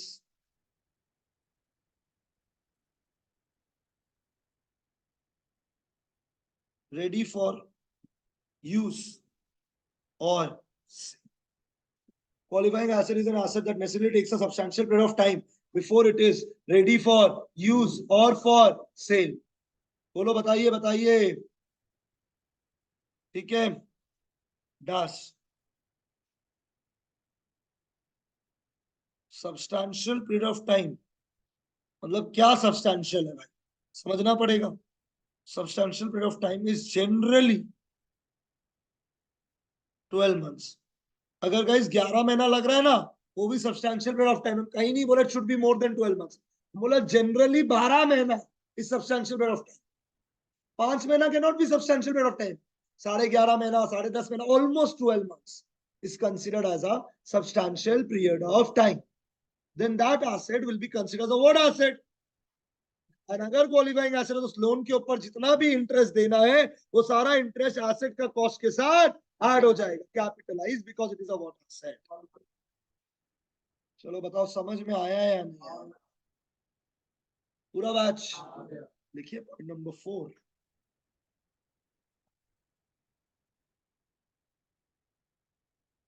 ठीक है गौतम, हमको एक बात समझ आ गया, आप जो बोलना चाहते हैं कि अगर क्वालिफाइंग एसेट है, ये एसेट है मेरा, ये एसेट क्यूए है, इट इज व्हाट, तो इसके लिए मैंने क्या लिया था, लो 50 lakh at the rate 10% per annum for 3 years। ये लोन लिया था for the construction of building. अरे यार, अब ये जो बिल्डिंग है, इस बिल्डिंग को बनने में it is taking a substantial period of time. So this building is a what asset. तो इस लोन के ऊपर जो क्या देना है, तो बोलता था लोन के ऊपर कितना इंटरेस्ट हर साल का देना। अरे यार, कितने साल तक? 1 2 3। गाइस, मैंने लोन 5 साल के लिए लिया है। मैंने कब बोला बिल्डिंग बनने में 3 साल लगा है? मैंने लोन 3 साल के लिए लिया है। मैंने कब बोला बिल्डिंग बनने में 3 साल लगा है? ट्यूबलाइट जलाओ, building is a qualifying asset, I agree. तो जो इंटरेस्ट है वो कैपिटलाइज होना चाहिए। मेरा इंटरेस्ट है 5 लाख, 5 लाख, 5 लाख। इसमें से कितना कैपिटलाइज होना चाहिए, ये मेरा अगला सवाल है। पता नहीं आप समझा या नहीं। तो फॉर एग्जाम्पल बात समझो, आपने लोन लिया 1 अप्रैल 2023। बिल्डिंग का काम शुरू हुआ 1 अगस्त 2023। मतलब अप्रैल में, जून, जुलाई, अब 4 महीना विल्लागिरी कर रहा था। तो इस 5 लाख में से जो 4 मंथ का इंटरेस्ट है ना, वो पता है कहाँ चला जाए? क्योंकि आपने काम ही शुरू नहीं किया। तो खाली क्वालिफाइंग एसेट होने से कैपिटलाइज करना नहीं भाई, तुमको चीजें देखना पड़ेगा कि कितना ड्यूरेशन के लिए कैपिटलाइज करना। क्या पता बिल्डिंग 2 साल में रेडी हो जाए, पर लोन कितने साल के लिए लिया है? 3 साल। तो पहला 2 साल कैपिटलाइज होगा और तीसरा साल it will be considered a what, expense. मतलब पता है, मैं इस इंटरेस्ट को तब कैपिटलाइज करूंगा when it is a qualifying asset, and उस क्वालिफाइंग एसेट में काम चालू हो गया है।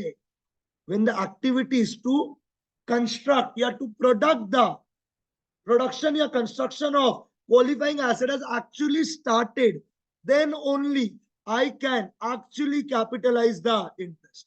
और ये इंटरेस्ट का कैपिटलाइज मैं बंद कर दूंगा जब मेरा एसेट बन गया है। उसके बाद मेरा लोन देना चाहे बाकी हो, पर मेरा इंटरेस्ट कैपिटलाइज नहीं होगा। अब समझा नहीं हम क्या बोला? स्लो करता है वापस से एक बार, आराम आराम से जाएंगे। जहां पे लगे या नहीं आए तो वहीं रोक देना भाई, please. Online students, you can also ask me doubts in between, I am okay with that. तो प्लीज सुनिएगा मेरा बात ध्यान से, बस सो मत जाइएगा। borrowing cost is incurred on what kind of assets? Thank you. Qualifying asset का मतलब है which takes a substantial period of time to get ready for use। मेरे पास एक लैंड है जहां पे मैं बिल्डिंग बनाने वाला हूँ। बिल्डिंग बनाने में हमको लग रहा है लगभग 3 साल लगेगा, तो मैंने एक लोन ले लिया 3 साल के। हाँ या ना? मैंने क्या ले लिया? लोन ले लिया। अब बिल्डिंग बनने में कितना टाइम लग रहा है? 3 साल। It is taking a substantial period of time before it is ready for use और फॉर सेल। तो उस लोन का जो इंटरेस्ट है that will be capitalized along with the cost of the building. पर मेरा प्रॉब्लम ये है कि जो लोन का इंटरेस्ट है कब से शुरू होगा कैपिटलाइज होना और कब खत्म होगा। मतलब कितने टाइम के लिए हम इसको कैपिटलाइज करें और कितने टाइम के लिए पीएनएल में करना तो है, पर कितने टाइम के लिए, ये अगला पॉइंट है। Are you guys able to understand हम क्या बोल रहा है? अब सुनना ध्यान से। अब शायद मैं एग्जांपल बोल रहा हूँ। ये बिल्डिंग है मेरा, ओए, ये building is a what asset. अब मैंने लोन कितना लिया? ये देखो, आप लोग का बैच एकदम नहीं बोल रहे। ऑन 1 अप्रैल 20, इंटरेस्ट फॉर कितना ईयर? तो आपको पता है, स्टेप बाय स्टेप जाओ, ठीक है? आपने लोन क्या पर्पस के लिए? देखो आप लोग का बैच देखो बोल ही नहीं रहे। क्या कर, मेरा कंस्ट्रक्शन करेगा क्या? कंस्ट्रक्शन ऑफ, क्या ये क्वालिफाइंग एसेट है क्या? अगर है तो ये जो इंटरेस्ट है ये क्या होगा? अगला सवाल, कितना कैपिटलाइज होगा एंड कितना टाइम के लिए? पहला सवाल है कितना कैपिटलाइज होगा और कितना टाइम के लिए। नहीं समझा अभी? अब तुम समझना। मेरा अकाउंटेंट बोला आपने लोन कब लिया? पर मैंने बिल्डिंग का कंस्ट्रक्शन चालू किया 1 अगस्त से। तो मेरा अकाउंटेंट उछलता उछलता बोला, एकदम रॉ आया इंटर से, मिल्ला टाइप से उछल रहा है, आप 1 अगस्त से खुदाई स्टार्ट किया है लैंड का, उसके पहले तो कोई एक्टिविटी नहीं हुआ, I could not see any activity, आप लोन को कैपिटलाइज नहीं कर सकता, इंटरेस्ट विल नॉट बी। हम उसको घुमा के तो थप्पड़। हम बोला मेरा बिल्डिंग का कंस्ट्रक्शन 1 अगस्त से तुमको दिखाई दे रहा होगा, पर पहले बिल्डिंग का डिजाइन होता है, परमिशन होता है, लेआउट होता है, वो सब भी लेना पड़ता है, और वो सब के बिना बिल्डिंग बनाना स्टार्ट नहीं कर सकता है। तो भाई खाली बिल्डिंग बनना is not only is the work of the building, पर बिल्डिंग का प्रायर परमिशन लेना जो जरूरी है उस बिल्डिंग को बनाने के लिए, उसको भी काम मानिए। खाली जो लेबर पत्थर गिरा रहे और मिट्टी और बालू गिरा रहे वो काम नहीं है, डिजाइनिंग, अप्रूवल, ये सब भी काम है। लेकिन मान लो मेरा बिल्डिंग शुरू हो गया, 1 साल बाद लेबर लोग सब स्ट्राइक में चला गया, बाबू आप पैसा ही नहीं देता है, बीड़ी बीड़ी कहाँ से फूकेगा, काम नहीं हो रहा है, सब स्ट्राइक पे जाके बैठ गया है, 2 महीना के लिए काम रुक गया। फिर वो इंटर वाला नमूना आया, ठीक है, तो 2 महीना काम नहीं हो रहा है, आप 2 महीना यहाँ पे, ये 2 महीना के लिए कैपिटलाइज नहीं। हम बोला कॉन्ग्रेचुलेशन, तुम्हारा लेवल अप, सही जवाब, क्योंकि इस बार एक्चुअली काम नहीं। कहाँ काम हो रहा था, लेबर लोग कहाँ चीज में बैठा हुआ था, स्ट्राइक। फिर हमको पूरा बोलने देना, बहुत आपका डाउट होगा ही नहीं, चैलेंज डाउट होगा ही नहीं, देखना रुकना। तीसरा एग्जाम, शाम में बारिश बहुत आता है, ठीक है, जोरदार बारिश आया 10 दिन, ठीक है, पेंटिंग का बाहर का काम रुका, सी इंटर वाला नमूना आया, 10 दिन काम नहीं हुआ है, 10 दिन का इंटरेस्ट कैपिटलाइज, हम लगा दिया घुमा के 2 थप्पड़। बोला सुन इधर आओ, ये जो बारिश है ये नेचुरल फैक्टर है, can I control it, is it controllable, इसके बिना बिल्डिंग में हम पेंट करते जाएगा और बारिश होते जाएगा, पेंट धुलाई होते जाएगा, तो नमूना तो थोड़ा तो दिमाग लगाओ कि अगर काम कब इंटेंशनली रोका गया है और कब रोकना जरूरी है, दोनों में एक डिफरेंस।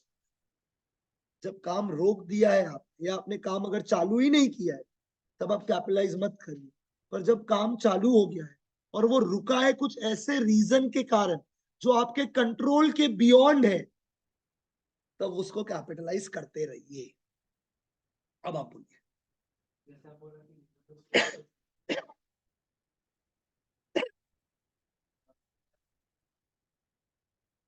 हम एक second, I am not teaching you, यार मशीन का भाड़ा है, तुम तो पूरा एस का महाबहन कर दिया है। आई एम टीचिंग यू कि मैंने जो लोन लिया है उसका इंटरेस्ट के साथ क्या हो। आई एम नॉट टीचिंग यू कि पूरा कंस्ट्रक्शन साइट का अकाउंटिंग हमको करके दिखा दो। I am only teaching you कि मैंने एक लोन लिया है बिल्डिंग बनाने के लिए, that building is a qualifying asset, उस लोन के ऊपर हमको एक तो इंटरेस्ट देना पड़ेगा, ब्याज का पैसा, वो या तो एसेट का कॉस्ट के साथ ऐड होगा या पीएनएल में जाएगा। 10 दिन के लिए जब लेबर स्ट्राइक पे गया है तो ये इंटरेस्ट पीएनएल में जाएगा। I don't know about machine thinking, मैं मशीन पढ़ा ही नहीं रहा। बोलिए किसी और का ऐसा डाउट है तो। गाइस आप दिमाग खोलिए, उसके लिए मैं तो इतने बार चिल्ला रहा हूँ कि I am only teaching you here about कि जो लोन का इंटरेस्ट है उसका क्या ट्रीटमेंट। अगर वो क्वालिफाइंग एसेट है तो वो एसेट का कॉस्ट के साथ क्या होगा, ऐड, तो ऐड तो होना ही, हमको समझ आ। अब मानो तुम बिल्डिंग का काम शुरू कर दिया था 1 अप्रैल से, लेबर मजदूरी वाला नहीं, डिजाइनिंग, गवर्नमेंट परमिशन, क्या ये काम माना जाएगा क्या? तो इस दिन से क्या स्टार्ट हो जाए, capitalization, the interest from this date will be what, capital. बीच में 10 दिन, 2 महीना के लिए लेबर क्या चला गया, उस 2 महीना के लिए इंटरेस्ट कैपिटलाइज सस्पेंड हो गया। क्या हो गया? और जिस दिन आपका बिल्डिंग का काम कंप्लीट, उस दिन इंटरेस्ट आपका कैपिटलाइज होना बंद हो जाएगा। अब नहीं समझा? अभी हमको एक तो बहुत बढ़िया एग्जांपल याद आ रहा है, मस्त है। ये मेरा बिल्डिंग ना प्राइम एग्जांपल है, जब हम ये पढ़ा रहा होता हमको रियलाइज हुआ, मैं खड़ा होता है ना विंडो से, हम देखता है, ठीक है, ये लोन लिया होगा बिल्डिंग बनाने के लिए 100% भाई, 3 बिल्डिंग बना रहा है, जमीन है, दुनिया भर का कॉस्ट है, 100% ठीक है ना लोन। उस लोन के ऊपर क्या लग रहा हो, बोलने का, this interest will be added with the cost of the asset, जब तक बिल्डिंग बनेगा नहीं, जब तक बिल्डिंग बनेगा नहीं तब तक ऐड होगा, जब बिल्डिंग बन गया तब तो ऐड। हम एक दिन बास्किन में बैठा था, उसी का बास्किन रॉबिन्स हम लोग आइसक्रीम खा रहा था, फ्री में खिलाया था पहली बार। तो हमसे पूछ रहा था कि यार अभी बिल्डिंग में तुम तो शिफ्ट हो गया है यहाँ, तो मेरा बाहर का देखो ना इतना काम बचा हुआ है अभी भी, कुछ कभी ग्रेनाइट लगता है, ये बात। उसको तो एक बढ़िया लाइन बोला, एज पर AS 16 any decorative work, any decorative work, छोटा मोटा विल नॉट बी कंसीडर्ड कि आपका एसेट कंप्लीट नहीं हुआ। तो जिस दिन मैंने शिफ्ट हुआ और आपका बिल्डिंग ऑपरेशनल हो गया, उस दिन से आप इंटरेस्ट को कैपिटलाइज नहीं कर सकते। मैं आपको एक इमेजिनेशन दे रहा हूँ, इन डिटेल तो कल लिखवाऊंगा एक एक के ऊपर एग्जाम्पल, तीन तीन दो दो, कि समझिए क्या हो रहा है। तो सबसे पहला चीज, और एक बहुत इंटरेस्टिंग चीज है, इसने बताया इस पूरे सोसाइटी में 3 बिल्डिंग बनाया, एक ये है, 2 पीछे भी है, टोटल कितना बिल्डिंग बनाया। लोन इसने पूरा तीनों बिल्डिंग का कंस्ट्रक्शन दिया, पर स्मार्ट आदमी है, पहले एक बिल्डिंग रेडी किया, उसका फ्लैट बेचा, कुछ रुपया आ गया, फिर अगला बिल्डिंग बनाया, फिर ये बनाया। तो टोटल बिल्डिंग का प्रोजेक्ट चला दिया है 6 साल, 2018 से कर रहा है काम, कितना साल चलाया, ठीक है। ये बोला पूरा 6 साल का गौतम इंटरेस्ट कैपिटलाइज हो, बोला ना मुन्ना ना, जब तुम्हारा एक बिल्डिंग कंप्लीट हो गया था तो उतना proportionate amount of interest capitalize होना बंद हो जाए, क्योंकि एक part of the asset is ready for use और उसका बाकी दोनों बिल्डिंग से कोई कनेक्शन, अगर ये दोनों बिल्डिंग के बिना वो चालू नहीं हो पाता तब एक अलग बात है। पता नहीं अब समझा या नहीं, हम लोग यहाँ पे पता है क्या लड़ाई कर रहे हैं, इंटरेस्ट एसेट का कॉस्ट के साथ कब ऐड हो, जब इंटरेस्ट, जब वो एसेट क्या एसेट, अब हम कब से कब तक कैपिटलाइज करें, जब से मेरा बिल्डिंग का काम शुरू होगा। जरूरी है लेबर मजदूरी वाला, डिजाइनिंग, परमिशन लेना, ये सब भी एक काम माना जाता है। अरे बोलो ना, अरे हाँ या ना, फिर बीच में हम लोग को रोकना पड़ जाएगा अगर मेरा कोई गलती के कारण काम नहीं, लेबर स्ट्राइक पे चला गया, मशीन ब्रेक डाउन हो गया, तो ये सब के टाइम पे इंटरेस्ट कैपिटलाइज नहीं हो। पर अगर नेचुरल फैक्टर्स है जो मेरे कंट्रोल के अंदर, तब आप इंटरेस्ट को क्या करते रहिए, कैपिटलाइज। लास्ट स्टेज, ये इंटरेस्ट कैपिटलाइज होना तब बंद हो जाएगा जब मेरा एसेट क्या हो जाए, रेडी फॉर यूज। पर कहते मैं कुछ डेकोरेटिव आइटम बचा हुआ, रहने दे भाई, छोटा मोटा काम को मत गिनो। मेरे को लगता है मेरा इंस्टीट्यूट बंद तो गया, अभी भी इसमें छोटा मोटा काम बचा हो तो चलता ही रहेगा। तुम अगर कभी नया घर खरीद के शिफ्ट कर रहे हैं ना, शिफ्ट तो तुम हो जाएगा मेंटली देर, पर कुछ काम तो थोड़ा बहुत रहता ही रहेगा। तो भाई तुम उसको नहीं मान सकते कि तुम्हारा घर रेडी टू यूज नहीं, तुम रहने लग गया भाई, और कैसा रेडी टू यूज बताओ हमको। हम इंस्टीट्यूट में पढ़ाने लग गया ना, जिस दिन हमारा it is ready to use, खत्म बात, end of the story. Not sure, हमको नहीं लगता अभी भी समझा है हम क्या। ये जो पार्ट है जो मैंने अभी एक्सप्लेन किया है, तो मैंने कुछ भी लिखवाया भी नहीं, मैं आपको इमेजिनेशन दे रहा हूँ कि A16 क्या बोल, A16 ये बोल रहा है मेरा भाई कि borrowing cost should either be added with the cost of the asset और it should be treated as an expense. It will be added with the cost of the asset when it is a qualifying asset. Qualifying asset वो asset है जिसको बनने में एक substantial period of time लगता है, ठीक है। अभी हम लोग कब से कैपिटलाइज करेगा, कब रोक देगा और कब खत्म कर देगा कैपिटलाइज करना, वो डिबेट चल रहा है। मैंने लोन कितने साल के लिए, मेरा बिल्डिंग 2.5 साल में बना, तो कितने टाइम का इंटरेस्ट कैपिटलाइज होगा, बाकी 6 महीना के लिए नहीं होगा यार, खत्म बात, एंड ऑफ द स्टोरी। तो आपको जब वो निकालना है ना अमाउंट कि कितना इंटरेस्ट कैपिटलाइज होगा और कितना पहले, तो आपको डेट्स भी तो जानना पड़ेगा कि इतना ड्यूरेशन के लिए कैपिटलाइज होगा, 2.5 साल के लिए, तो 15 लाख 3 साल का, 2.5 साल का एसेट में ऐड होगा और बचा हुआ 6 महीना कहाँ जाएगा, पीएनएल। मतलब 12.5 लाख रुपया एसेट का कॉस्ट में ऐड हो जाएगा और 2.5 लाख रुपया पीएनएल में चला जाएगा। यही अकाउंटिंग स्टैंडर्ड सिखा रहा है। अकाउंटिंग स्टैंडर्ड ये नहीं सिखा रहा है ब्रिक्स का क्या होगा, सीमेंट का क्या होगा, मशीन का क्या होगा, लेबर का वेजेस का क्या होगा, ये नहीं बता रहे। ये खाली बता रहे लोन का इंटरेस्ट का क्या होगा मेरा भाई। See, I need an understanding whether it's fine, not fine. And remember that आप ऐसा सोच रहे हैं पहला दिन पूरा प्रो बन गया, तो भाई एक क्लास हुआ है अकाउंटिंग स्टैंडर्ड AS16, अभी तो 3 क्लासेस और है इसको निपटाने के, तो थोड़ा सा पेशेंस रखिए। समझ आया या नहीं आया ये बोलिए, कुछ तो आया है when you go back from here. Are you guys sure, कोई डाउट कोई दिक्कत, तो आंसर आप करना। Boring cost can either be what, हाँ ये घर में आज बोलते रहना, boring cost can either be what, capitalize और, अब इमेजिन करो बोरिंग कॉस्ट या तो एसेट का कॉस्ट में ऐड होगा या तो पीएनएल।